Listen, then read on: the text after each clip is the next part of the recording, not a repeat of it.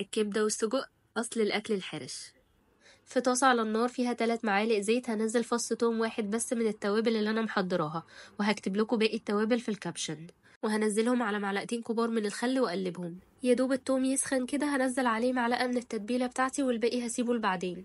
نص كيلو من الكبدة المتقطعة صغير هنزلها على التوم والتوابل والنار تكون عالية عشان الكبدة ما تنزلش ميتها. بعد 3 دقايق من التقليب على نار عالية هنزل بالفلفل الأخضر المتقطع وياريت يكون حراق، وبعدها باقي التتبيلة بتاعتي. دقيقتين تقليب بس، وبعد كده بحب أزود فلفل أسود فريش كده عشان يبقى ريحته زهرة.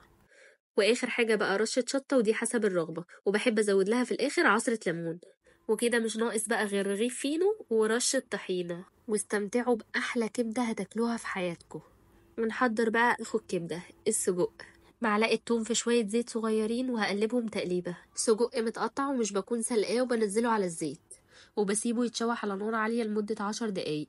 بعدها هنزل عليه بطماطم وفلفل متقطعين، وبعدين نص معلقة صغيرة من الهريسة الحارة وملح وفلفل اسود وبهارات حسب الرغبة، وهسيبهم على النار لمدة 5 دقايق. وكده مش ناقص غير رغيف الفينو والطحينة. أحلى وأسرع أكلة حرشة، جربوها بطريقتي وما تنسوش تعملوا فولو.